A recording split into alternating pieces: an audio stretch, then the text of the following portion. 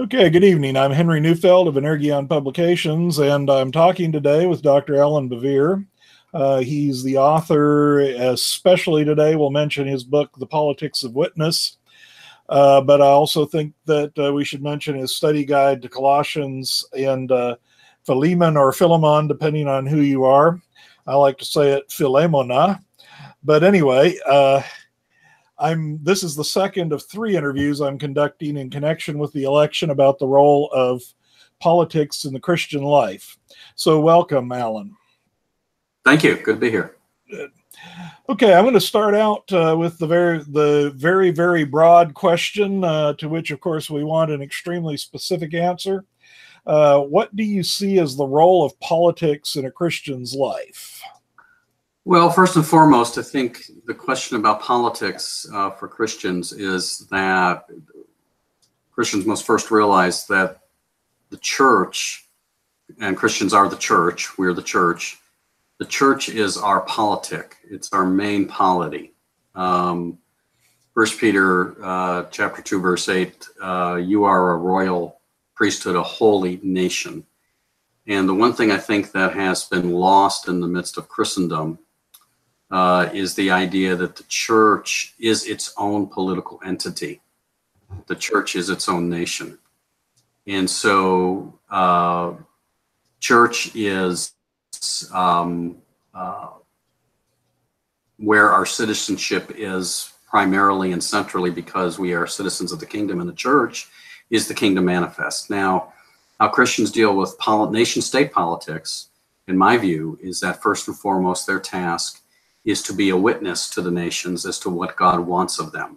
And the way that we do that is that we embody in our life and in our witness and in our mission what it is that God wants of the nations. So first and foremost, our very existence presents an alternative to the nations of the world.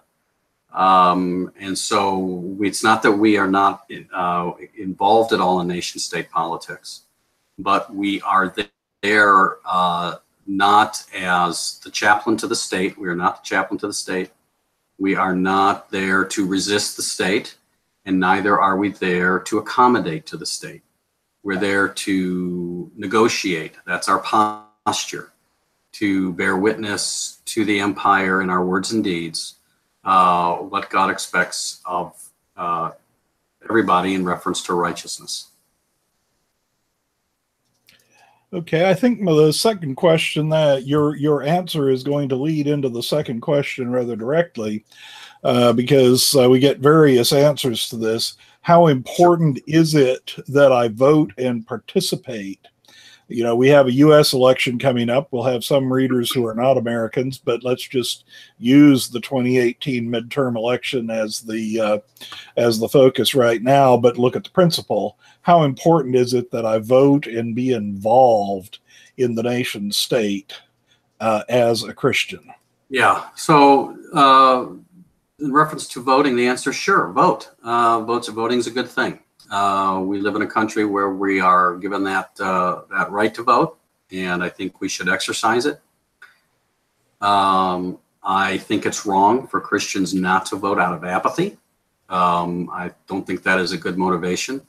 However, I do believe that Christians certainly can make the decision to abstain from voting out of conscience. I wrote a blog post back before the 2016 presidential election in which I basically had said that as a Christian who had looked very deeply at both major candidates and had spent a lot of time thinking through it, in that as a Christian in good conscience, I could not vote for either candidate because neither candidate passed, from my perspective, the character test, not only as individuals, but in their business dealings, the questions about all kinds of things throughout their lives. And that while I didn't have any certain criteria, for me, it just to vote for either one was too far, a bridge too far for me in reference to the importance of what I think is character and leadership. Now, the other thing that I said in that post was that I also was not planning to vote for a third party candidate because, again, in my view, I didn't see that as, I thought, frankly, that's a wasted vote. You can call it a protest vote, and that's fine. But from my perspective, I saw it as just a wasted vote. I said that I was going to vote down ticket, and I did. But I would not vote for President of the United States. And that I also said in the post that I understood that there were genuine, well-meaning, sincere Christians who would come to different conclusions, and that was fine. Well, when I talked about not voting at all for president, you would have thought that from the response from Christians on both sides, you would have thought that I made an argument for child sacrifice in public or something. I mean, the response was just unbelievable. The audacity I had to say that I was going to forego this sacred right or sacred privilege. And what I want to say about that to those Christians who responded is two things. First of all, when you absolutely insist that Christians of good conscience who make the decision not out of apathy, but out of good conscience, make the decision they cannot vote on something, and you act as if somehow they have committed blasphemy, you take the voting booth as a Christian and you turn it into an altar. You turn it into a golden calf. Voting is important. We should vote, but do not turn the voting booth into a sacred altar. Don't turn it into a fetish. The second thing with that, and I'm mindful of the fact that yesterday was October 31st, it was Reformation Day. 501 years ago, Martin Luther nailed his 95 Theses on the church door at Wittenberg, raising questions about the theology of the church for the leaders, the doctors of the church to respond to. And one of the hallmarks of Protestantism is we recognize the right of conscience. We recognize that. Martin Luther stands there when he is ordered to recant, and he says, here I stand, I can do no other. Conscience would not allow him to do that. And so when other Christians out of good conscience say, for this reasons, for those reasons, I cannot vote, that is acceptable. And if you insist otherwise, and you make voting into somehow a sacred act, you turn it into an idol. Voting's important, vote. Do not turn it into an altar. Okay, I want to just ask a quick follow-up on that. Yeah. Because I'm wondering, do you believe that the response to a conscience-based decision not to vote may be rooted in having an idea that the nation state is where we accomplish our Christian goals rather than the church? Right, absolutely right. One of the things that I have objected to strongly is the conflation of kingdom work with the common good, and the melding of them together. And this is wrong. The common good is a good thing. I think Christians should work toward the common good. But what we do in reference to kingdom work is a different animal. And what we have done is we have turned kingdom work into any good work. And we have conflated the goals of the nation, and I don't care what nation you're talking about, with the goals of Christianity. And once we do that, by the way, we undermine the gospel and what we are about. I think one of the reasons that the church in America is in the challenges it is and the decline it is, and there's a whole lot of complexity to this. I understand that. But the reality is, I think the church, because it has become so sucked into nation-state politics and almost treats politics as its religion. And I say this to both the left and the right who are Christians, not just one side or the other. But when you make politics, nation-state politics, that central, you completely eclipse the mission of the church, God's nation in the world. And the reason the church, one of the main reasons the church is in decline, is because we have lost our alternative identity. I always ask the question, why in the world does anyone in America need mainline Protestantism when we have the Democratic Party? Why in the world does anybody in America need the evangelical church when we have the Republican Party? It's pretty hard to get a knife between mainline Protestantism in the Democratic, the DNC, and evangelicalism in the RNC. And when you are that close, by the way, I would add a thin veneer of Jesus, right? We simply use Jesus to justify the platform in some way. When you make it that close, is it any wonder that no one is interested? Is it any wonder that church attendance has declined? Is it any wonder that people think the church is irrelevant? Again, why do you need the church? When the church is, when mainline Protestants and evangelicals have become just a special interest group. That's what they've become. The church has become a special interest group, lobbying for what they want from both parties. That's a very serious issue. Okay, I'm going to ask the next question because I'm trying to ask as close to the same set of questions of all three of my interviewees this week. But I think I already know the answer, so you can make it brief, and we'll get on to more interesting things. Do you ever work for or endorse candidates? So I think Christians have to make that decision. I would not endorse a candidate, and I would never work for a candidate. And I just think simply because that's not who I am. I certainly wouldn't do it actively as a pastor. But even if I was retired, that's not something I would do. I feel like as a pastor and as a Christian, my central focus needs to be on the politics of the kingdom. And so I wouldn't necessarily object if another Christian felt otherwise, but I would not do that. Okay, now I'm going to ask you what in the end becomes a follow-up to my follow-up question, even though it's one of the main questions I was going to ask you, which is you reject this two sides, the two-sided politics. Can you describe what you mean by that? Sure. And how that impacts your thinking? Like I said, you're building kind of on the mainline Protestant, Democratic, and evangelical Republican connections for sure. That says part of it, but go ahead and follow up on that. Yeah, I've made the argument in past posts that I've written that suggesting that the modern left-right continuum is just incoherent. And that it goes back to the French court in the 17th, 18th century, and that it really is just not coherent, and it's really not, I think, in keeping with some of the best assumptions of Christianity in reference to the world.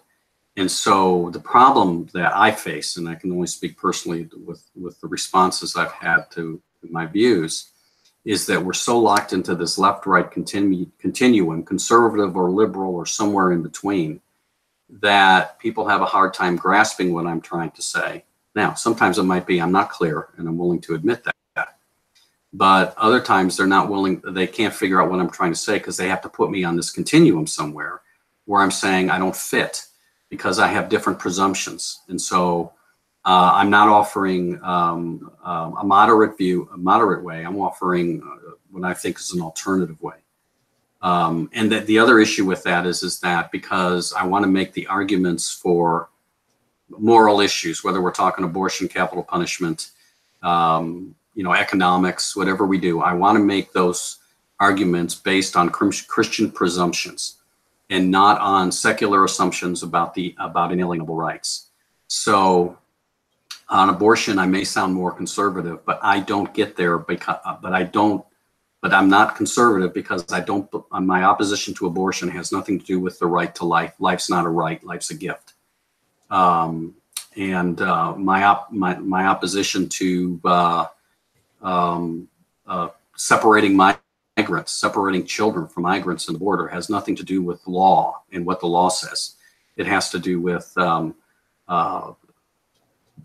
how all persons are created in God's image and should not be treated as anything less than that. So I get to my conclusions by way of different assumptions. So yeah, I simply think as long as, again, we line up left to right, I don't see how Christians stand out as any kind of significant alternative with an alternative voice. Okay.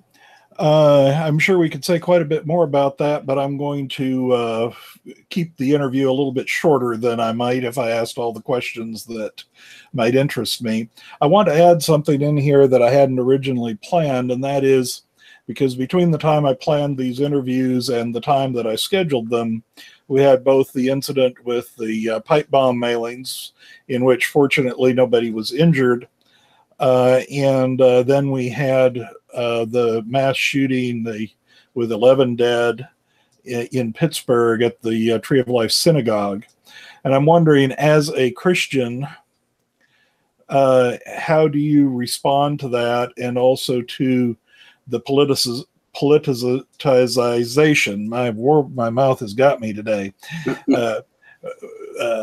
Bringing this into the politics. I'd just like to hear a response, particularly as a Christian, to what was going on, and how we should respond as Christians.